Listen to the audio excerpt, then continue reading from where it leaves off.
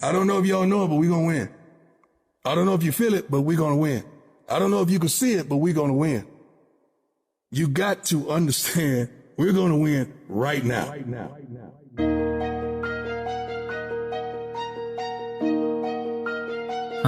Come on. Kay Joshua nga pala. Kasama ko si Carl, si Jose, tsaka si Kim. Representing Lawas Hollywood. Yeah. Come on. Andito kami ngayon, naglalapat na ng beat. Kasama ang mga tropa, pare ko'y malulupit. Batangas ready na, aming fame na lalapit. Lawas Hollywood, parang Venom lang ang mga spit. Di maiiba ang bahay namin pang balagbagan. Pag nag-iwan na ng plato sa lababo'y magdamagan. Naastahan ba?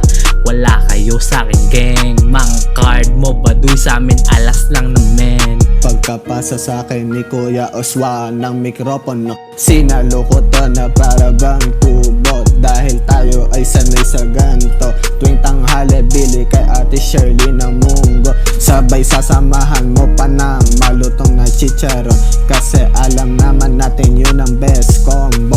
Oops, teka lang, para bang may nalimutan ako. Siguradong kulang yan kung walang Malboro. Alas 4 ng umaga, mata ay nakabukas. Mga oportunidad di ko pinalalampas. Sa mga tao dito hindi tamad, lahat masisipag na. Kayo ko sunog kilay habang kami ay nalalakad papunta sa sakayan ng jeep. Katabi magandang iabab, nakahawak sa hip. Sabay abot ng barya papunta sa alangilan. Alanganin na ang grado, ngunit solido ang aming plan. Okay, teka, babanatan ko na to, lalapatan ko na to. Pare, sino na bang magsasaing? Teka, si Kuya Oswa nagpabili na laing. Kasama Lawas gang, sabay-sabay kumakain. Pagkatapos noon, pangarap ay kukuhain. Alam mo namang may mataas na hangarin, di lang pwedeng sumabay sa hangin.